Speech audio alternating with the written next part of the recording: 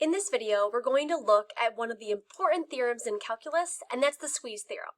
The Squeeze Theorem states that if h of x is less than or equal to some function f of x, which is less than or equal to some function g of x, for all x values in an open interval containing c, except possibly at c itself, and if the limit as x approaches that c value of the function h of x, the lower function, equals L, and the upper function as the limit as x approaches c also equals L, then that must mean that the limit as x approaches c of f of x, the middle function, has to exist and is also equal to L. Okay, so that is a lot of words right there. So what does that mean when you look at a graph? I'd like to show you what the visual would be. So h of x is some function that's less than f of x and less than g of x, and whose limit as x approaches c is equal to L. So let's make h of x be some function here, and as I approach the x value of c from both sides, I approach the limit L. And let's label this blue function as h of x. Then I also have some function g of x that's greater than or equal to h of x, but has the same limit of L as x approaches c. So here's some function g of x, but also approaches the limit as L as x approaches c, and there is g of x. And then I have the function f of x, and it's always in between h of x and g of x.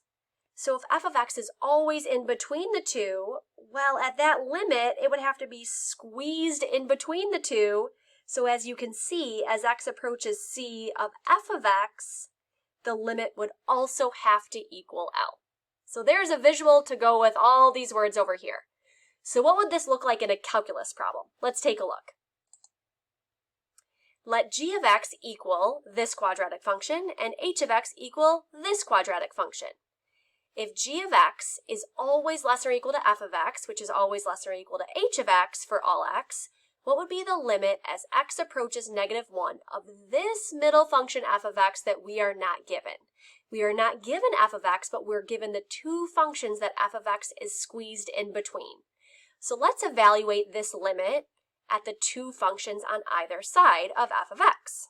So first, let's find the limit as x approaches -1 of g of x, the lower function. Well, since g of x is a quadratic function, which is continuous for all x values, we can simply use direct substitution. So let's plug in -1 for each of those x values. And that would give me -2 plus 4 plus 3, which equals 5.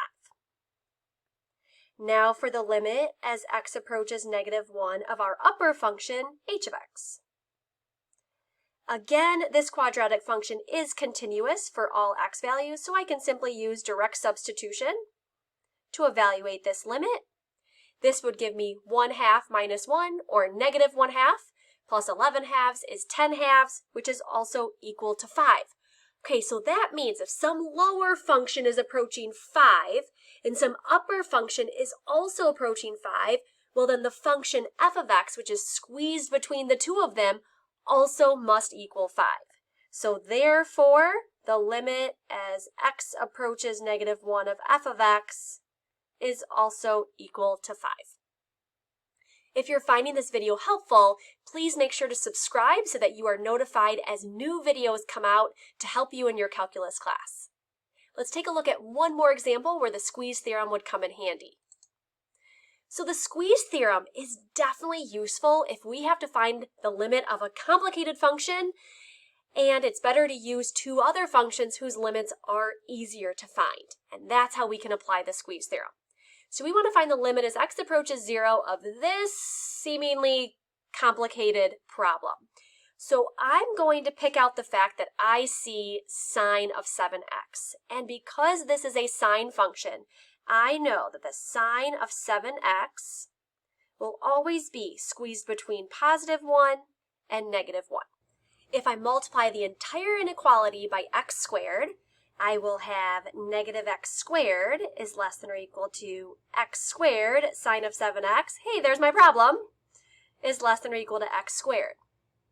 So now I can see that this function, which is the limit I'm looking for, is squeezed in between these other two functions. So let's find the limit as x approaches 0 of these other two functions whose limits are a lot easier to find. So the limit as x approaches 0 of my left function equals 0, and the limit as x approaches 0 of the right function by direct substitution also equals 0.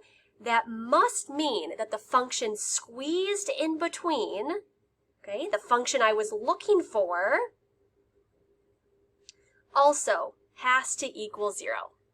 And that is how you apply the squeeze theorem to a calculus problem.